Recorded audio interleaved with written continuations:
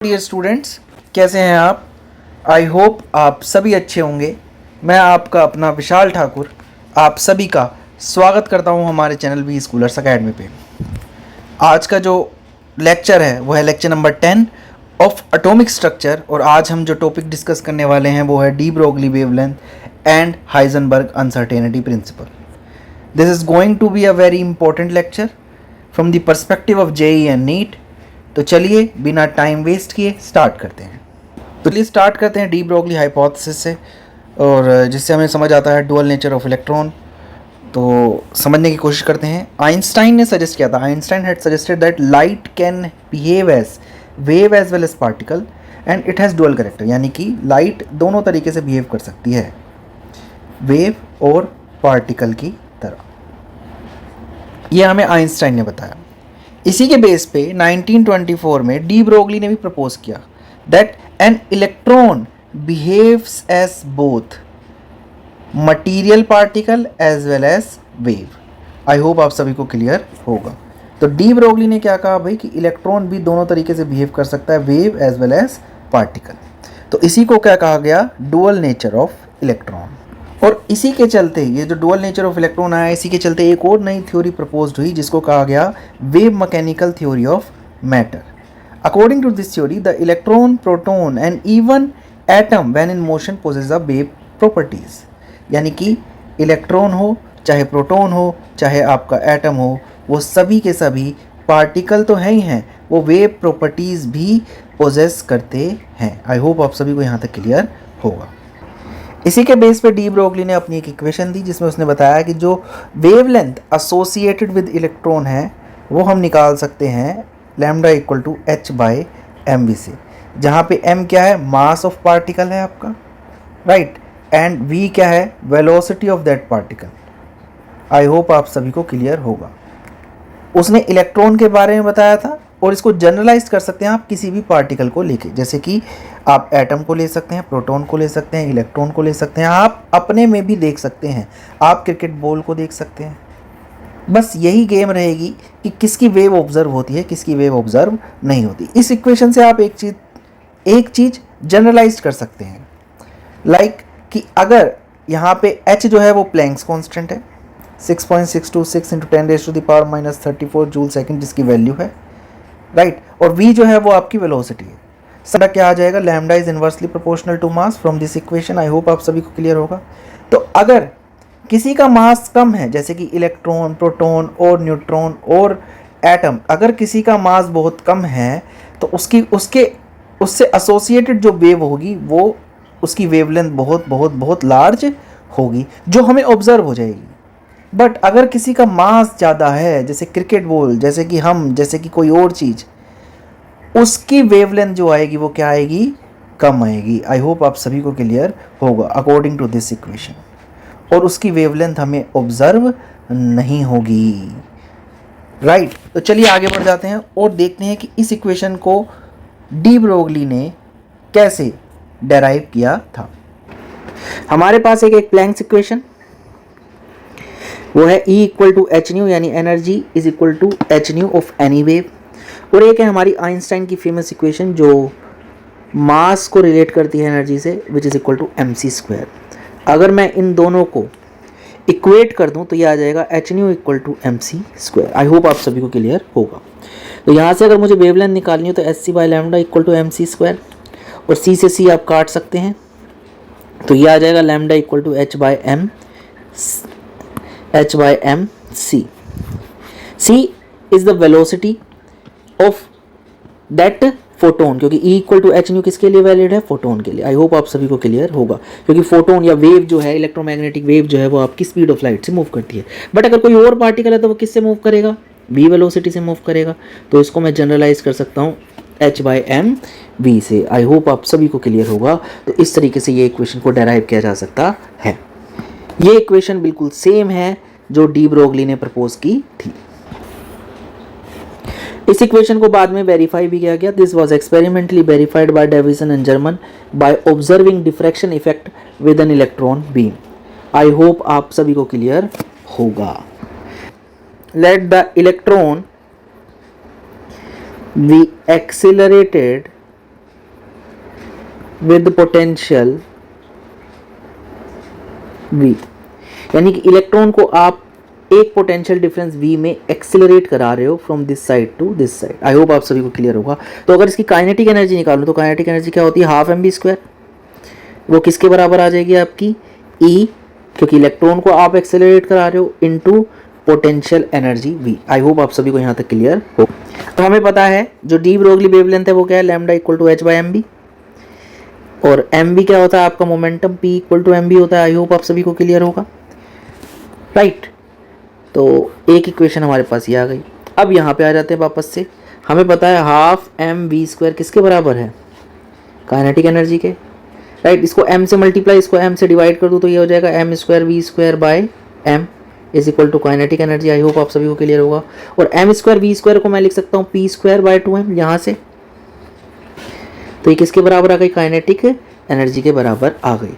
और अगर मैं यहीं से ही थोड़ा आगे बढ़ूँ तो ये आ जाएगा p square is equal to 2m into kinetic energy, और p किसके बराबर आ जाएगा आपका, square root of 2m into kinetic energy. I hope आप सभी को क्लियर होगा। और इस इक्वेशन को मैं कहाँ पे रख सकता हूँ, यहाँ पे रख सकता हूँ। तो लैम्डा किसके बराबर आ जाएगा, lambda equal to h by square root of 2m into kinetic energy. I hope आप सभी को क्लियर होगा। हमने एक इक्वेशन अभी ऊपर निकाली थी, काइनेटिक एनर्जी किसके बराबर आ गई थी, E इंटू वी के। तो इस इक्वेशन को भी मैं यहाँ पे रख सकता हूँ। तो लैम्डा क्या आ जाएगा हमारा, h by square root 2m into E V. आपके पास ये भी इक्वेशन आ गई है। ये इन टर्म्स ऑफ पोटेंशियल है, राइट। ये in terms of kinetic energy है, और ये इन टर्म्स ऑफ मोमेंटम है। आपको जो भी चीज़ दी हो उसके हिसाब से आप चीज़ें निकाल सकते हैं।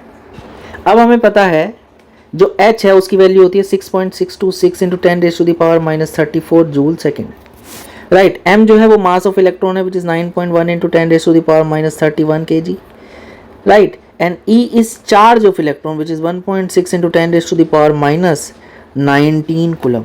अगर इन सभी वैल्यू को इस इक्वेशन में रख दूँ तो ये आ जाएगा lambda equal to 150 by V, क्योंकि यहाँ पे सिर्फ v ही बचा है, 2m e n h सारे ही कांस्टेंट हैं, की power 1/2 in terms of angstrom. अगर आप यहाँ पे सिर्फ और सिर्फ पोटेंशियल की वैल्यूज डालते रहेंगे तो आपकी चीज़ें आती रहेंगी, यानी आपको लैम्डा मिलता रहेगा, but in terms of angstrom. और एंगस्ट्रॉम की वैल्यू आपको पता है 10 raise to the power minus 10 metre. I hope आप सभी को क्लियर होगा। और अगर आप इस 150 को भी बाहर लाना चाहते हैं तो ये वैल्यू आ जाएगी 12.3 by V in terms of square root into angstrom. I hope आप सभी को क्लियर होगा। तो ये आ गई आपकी wavelength in terms of V only, right. तो बस आपको पोटेंशियल रखते जाना है और आपको लैम्डा निकालते जाना है। चलिए कुछ क्वेश्चन डिस्कस कर लेते हैं। What will be the wavelength of ball of mass 0.1 kg moving with velocity of 10 metre per second. आपको वेलोसिटी दे रखी है 10 मीटर पर सेकंड और आपको मास दे रखा है विच इज़ 0.1 kg। तो आपको निकालनी है वेवलेंथ। तो वेवलेंथ क्या हो जाएगी, lambda equal to h by M V. h की वैल्यू आपको पता है 6.626 into 10 raise to the power minus 34 joule second.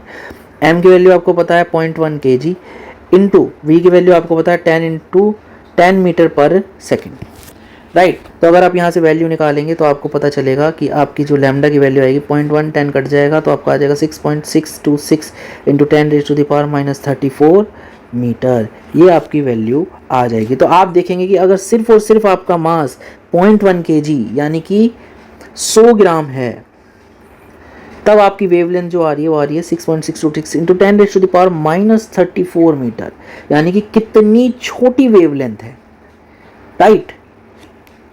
चलिए नेक्स्ट सवाल की तरफ बढ़ जाते हैं। चलिए नेक्स्ट क्वेश्चन कर लेते हैं। The mass of electron is 9.1 into 10 raise to the power minus 31 kg। If its kinetic energy is this, calculate its wavelength. आपको वेवलेंथ निकालनी है। आपको काइनेटिक एनर्जी दे रखी है which is 3 into 10 raised to the power minus 25 joule, and आपको मास of electron दे रखा है which is 9.1 into 10 raised to the power minus 31 kg। आपको पता है लैम्डा क्या होता है in terms of kinetic energy, lambda equal to h by square root 2m into kinetic energy. आपको सिर्फ वैल्यूज रखनी है। h की वैल्यू कितनी है 6.626 into 10 raise to the power minus 34 joule second. ये कॉन्स्टेंट है, ये आपको याद होना ही चाहिए। नीचे आ जाएगा आपका मास ऑफ इलेक्ट्रॉन, आपको पता है 2 इंटू गिवन भी है वो 9.1 into 10⁻⁻31 kg and kinetic energy is nothing but 3 into 10⁻⁻25 joule. इसकी वैल्यू आ जाएगी आपकी 8967 एंगस्ट्रॉम। आई होप आप सभी को क्लियर होगा। तो कंपेयर अगर मैं करूं पीछे वाले से तो ये काफ़ी बड़ी वैल्यू है वेवलेंथ की कंपेयर टू पीछे वाला विच इज़ 10⁻⁻34 मीटर था और यहाँ पे 10⁻⁻10 मीटर है। तो इसकी वेवलेंथ आपको दिख जाएगी, इसकी वेवलेंथ आपको नहीं दिखेगी। तो अगर आपका मास कम हो जाएगा तो आपकी वेवलेंथ बढ़ जाएगी। आई होप आप सभी को क्लियर होगा। तो चलिए आगे बढ़ जाते हैं नेक्स्ट क्वेश्चन की तरफ। चलिए नेक्स्ट क्वेश्चन डिस्कस करते हैं। Find the wavelength associated with the dust particle of mass 5 mg moving with velocity 200 metre per second. तो लैम्डा आपको पता है HY/mb होता है। मास आपको कितना दे रखा है 5 mg। इसको kg में निकाल लीजिए 5 इंटू 10⁻³ ग्राम और अगर kg में करेंगे तो 5 इंटू 10⁻6 kg। आई होप आप सभी को क्लियर होगा। Right, next is velocity is 200 metre per second. तो अगर मैं यहाँ पे रखता हूँ तो कितना आ जाएगा 6.626 into 10⁻34 joule second divided by mass कितना है आपका 5 इंटू 10⁻6 kg और वेलोसिटी कितनी है आपकी 200 मीटर पर सेकेंड। और यहाँ से आप सॉल्व करेंगे तो आपकी वैल्यू आ जाएगी, ये वैल्यू आ जाएगी आपकी 6.626 इंटू 10⁻31 मीटर। तो देखिए आपका मास अभी भी ज़्यादा है, 5 मिलीग्राम भी अगर मैं ले रहा हूँ तो भी ज़्यादा, और उसके एसोसिएटेड वेवलेंथ कितनी है आपकी बहुत बहुत बहुत कम है। आई होप आप सभी को क्लियर होगा कि अगर आपका मास कम होगा तो वेवलेंथ ज़्यादा होगी और अगर आपका मास ज़्यादा होगा तो वेवलेंथ आपकी कैसी होगी, कम होगी। राइट, चलिए नेक्स्ट क्वेश्चन की तरफ मूव करते हैं। Calculate the ratio of wavelength of an alpha particle and proton accelerated through same potential difference. Right, तो आपको ratio of wavelength of an alpha particle and proton आपको निकालना है। तो आपको क्या क्या दिया गया है, कुछ भी नहीं दिया गया है, बस ये बताया गया है कि दोनों ही जो है वो सेम पोटेंशियल डिफरेंस से एक्सिलरेट किए गए हैं। तो आपको पता है लैम्डा क्या होता है आपका h/√2mEv in terms of potential. Right, और क्योंकि यहाँ पे इलेक्ट्रॉन नहीं है, यहाँ पे कोई और पार्टिकल है, तो आप E की जगह क्या ले लीजिए, Q ले लीजिए। राइट, तो ये आ गया आपका wavelength, generalized wavelength. I hope आप सभी को क्लियर होगा। तो अल्फा पार्टिकल और प्रोटॉन का वेवलेंथ आपको निकालना है। तो आपको पता है कि मास ऑफ अल्फा पार्टिकल क्या होता है 4 times of mass of proton होता है और चार्ज ऑफ अल्फा पार्टिकल क्या होता है आपका 2 times of charge of proton होता है। ये कैसे होता है, जो आपका अल्फा पार्टिकल है वो नथिंग बट 2 हीलियम 2 पॉजिटिव है। तो इसका मास कितना है 4, इसका चार्ज कितना है 2। आई होप आप सभी को क्लियर होगा। तो बस आपको यहाँ पे पुट करना है लैम्डा अल्फा क्या हो जाएगा आपका h/2m, m of alpha, right, q of alpha into v, और लैम्डा ऑफ प्रोटॉन क्या हो जाएगा आपका h/√2mp/qp ऑफ v। अब दोनों को आप क्या कर दीजिए, डिवाइड कर दीजिए, lambda alpha by lambda proton. तो ये वैल्यू आ जाएगी आपकी क्या, ये चीज़ ऊपर चली जाएगी और ये चीज़ नीचे आ जाएगी। तो mp/qp by √m alpha q alpha, बाकी सब तो आपका क्या हो जाएगा, कट जाएगा। तो आपको पता है mp/qp बाय m अल्फा कितना है 4 टाइम्स ऑफ mp और q अल्फा कितना है इंटू 2 टाइम्स ऑफ qp, ये आ जाएगा आपका। राइट, और जब आप इसको सॉल्व करेंगे तो ये वैल्यू आ जाएगी lambda alpha by lambda p is equal to 1/2√2। I hope आप सभी को क्लियर होगा। तो ये आ गया आपका क्या ratio when both of them are accelerated through the same potential difference. चलिए आगे बढ़ जाते हैं और बात करते हैं हाइजेनबर्ग अनसर्टेनिटी प्रिंसिपल के। इसने क्या बताया, the exact position and momentum of fast moving particle can not be calculated precisely at the same moment of time. यानी कि सेम मोमेंट पे आप पोजीशन एंड मोमेंटम किसी भी फास्ट मूविंग पार्टिकल का नहीं बता सकते, प्रिसाइजली यानी कि एक्यूरेटली नहीं बता सकते। और इसको डिफाइन किया जा सकता है, it is impossible to determine simultaneously both position and momentum of sub atomic particle. एक साथ आप position and momentum of sub atomic particle नहीं बता सकते। राइट, चलिए आगे बढ़ जाते हैं। If delta x is the error in the measurement of the position of the particle and delta p is the error in the measurement of the momentum of the particle, then suppose आपका कोई particle है, उसकी particle जो कि सब atomic particle है और ये आपका क्या है, न्यूक्लियस है और इसके चारों तरफ आपके इलेक्ट्रॉन क्या कर रहे हैं, रिवॉल्व कर रहे हैं। आई होप आप सभी को क्लियर होगा। इसकी जो पोजीशन है वो x है और जिस मोमेंटम से मूव कर रहा है वो क्या है, आपका p है। आई होप आप सभी को क्लियर होगा। यानी कि इस पार्टिकल की पोजीशन x है और p जो है वो आपका क्या है, मोमेंटम। अब इस पोजीशन में जो एरर है वो क्या है, डेल्टा x। यानी कि मैं इतने मार्जिन से मैं पोजीशन को नहीं बता पा रहा हूँ। सिमिलरली मोमेंटम जो है, मोमेंटम में जो अनसर्टेनिटी है वो क्या है, आपकी डेल्टा पी है। आई होप आप सभी को यहाँ तक क्लियर होगा। यानी कि इतने मार्जिन से मैं करेक्टली मोमेंटम को नहीं बता पा रहा हूँ। इसी के बेसिस पे जो हाइजेनबर्ग ने हमें इक्वेशन दी वो है delta x into delta p is greater than equal to h by 4 pi. यानी uncertainty in the position and uncertainty in momentum is greater than equal to h by 4 pi. ये है Heisenberg की famous equation, right. और delta p को मैं क्या लिख सकता हूँ, पी जो होता है वो एम बी होता है, तो डेल्टा एम बी लिख सकता हूँ इसको। और जो कि m क्या है, कांस्टेंट है पार्टिकल के लिए, तो m इंटू डेल्टा वी हो जाएगा। और इसी चीज़ को मैं क्या करता हूँ, यहाँ पे रख देता हूँ। तो delta x dot m delta v is greater than equal to h by 4 pi. I hope आप सभी को क्लियर होगा। h बाय 4 पाई को मैं लिख सकता हूँ h कट बाय 2।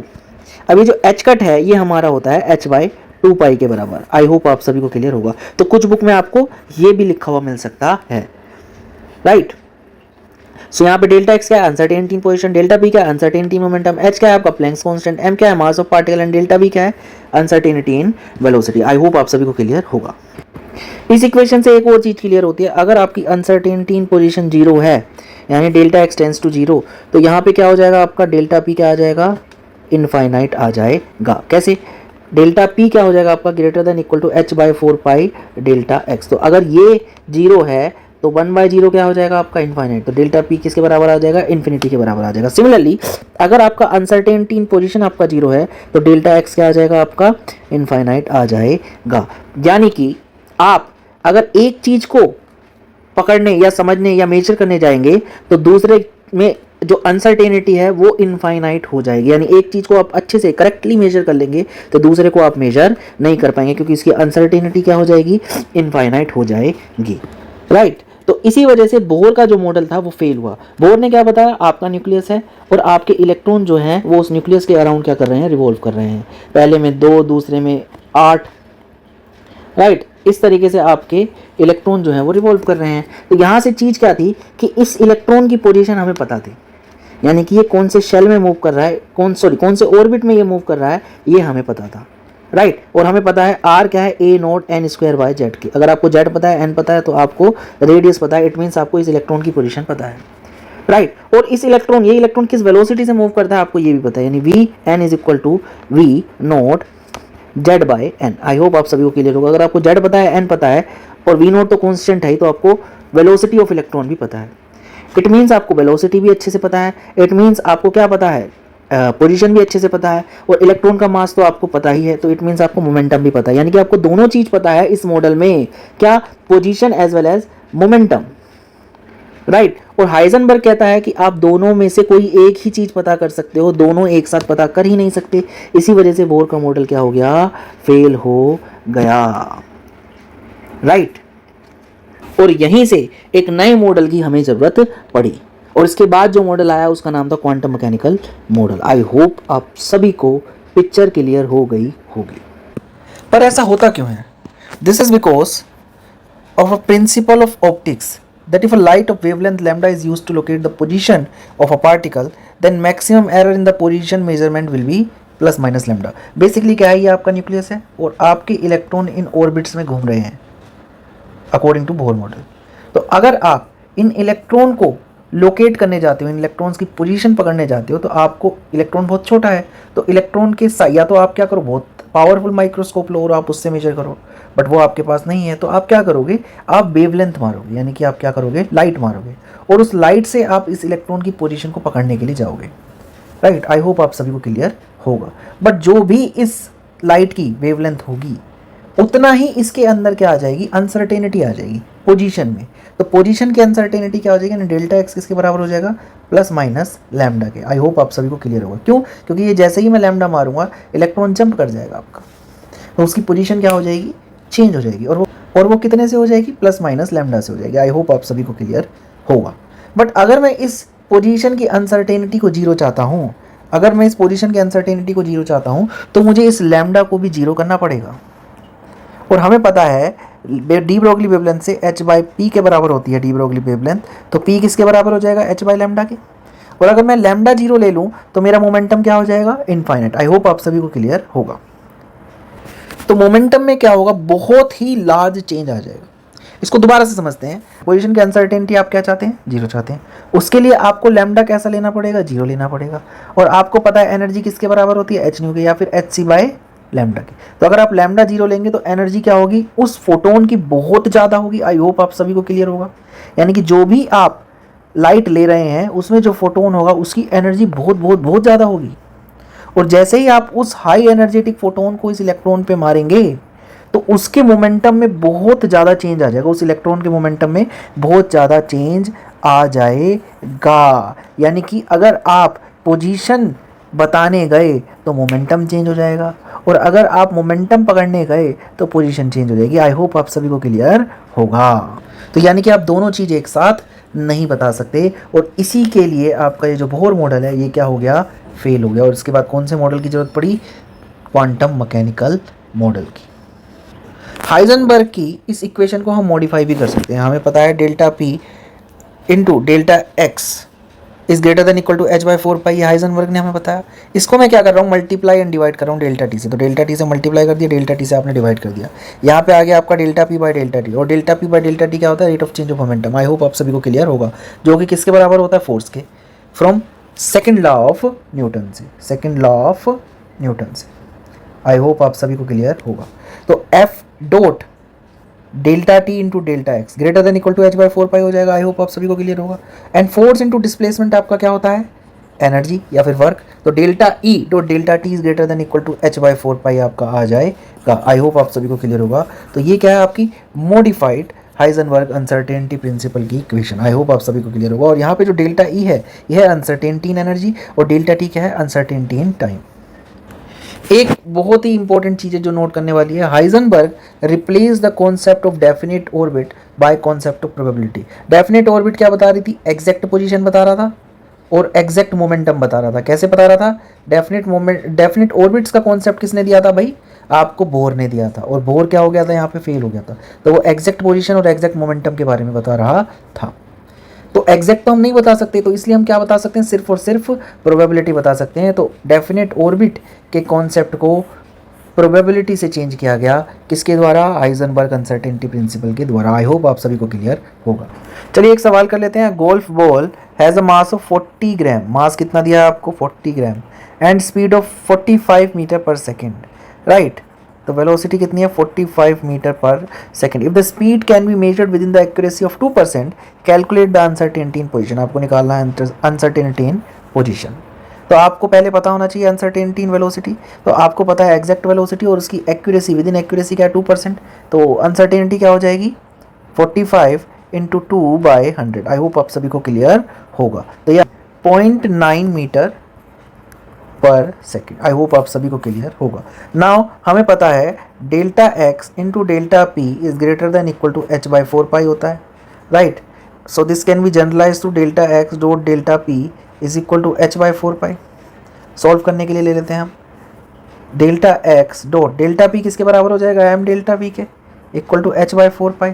और आपको निकालना है डेल्टा एक्स, तो डेल्टा एक्स किसके बराबर हो जाएगा, h by four pi m into delta v. I hope आप सभी को क्लियर होगा।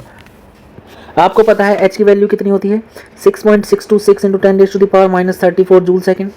4 आपको पता है, पाई की वैल्यू 3.14, एम की वैल्यू कितनी है आपकी 40 ग्राम।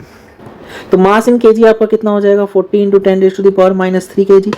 तो वो यहाँ रख देते हैं 40 into 10 to the power minus 3 kg।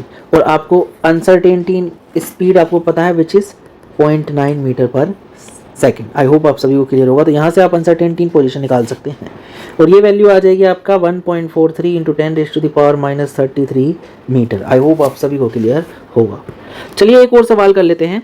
A microscope using suitable photon is employed to locate an electron in an atom within a distance of 0.1 angstrom. What is the uncertainty involved in the measurement of its velocity? आपको निकालना है delta we, uncertainty in velocity. Mass of electron आपको दे रखा है which is 9.1 into 10 raised to the power minus 31 kg. H की value आपको दी है 6.626 into 10 raised to the power minus 34 joule second. आपको पता है delta x into m delta v किसके बराबर होता है, एच बाई 4 पाई के बराबर होता है, या फिर greater than equal to H by 4 pi के. और सॉल्व करने के लिए इसको मैं किसके बराबर ले रहा हूँ, एच बाई 4 पाई के. आई होप आप सभी को क्लियर होगा. तो आपको निकालना है डेल्टा वी. डेल्टा वी किसके बराबर आ जाएगा, h by 4 pi m into delta x. Right. तो एच की वैल्यू आपको दी है 6.626 into 10 to the power minus 34 joule second. Right. 4 pi की वैल्यू 3.14, एम की वैल्यू कितनी है 9.1 into 10 to the power minus 31 kg. और डेल्टा एक्स कितना दिया है आपको 0.1 angstrom into 0.1 into 10 to the power minus 10. ये आपकी वैल्यू आ जाएगी. और इसको आप सॉल्व करेंगे तो आ जाएगा 5.79 इंटू 10 की पावर 6 मीटर पर सेकंड. ये आ जाएगी आपकी uncertainty in velocity. I hope आप सभी को क्लियर होगा. तो इस तरीके से आप क्वेश्चंस को सॉल्व कर सकते हैं हाइजेनबर्ग अनसर्टेनिटी प्रिंसिपल पे. तो आपको अनसर्टेनिटी पूछी जा सकती है पोजीशन में, वेलोसिटी में, एज वेल एज मोमेंटम में भी आपसे पूछा जा सकता है. तो स्टूडेंट आज के लिए इतना ही. Thank you so much.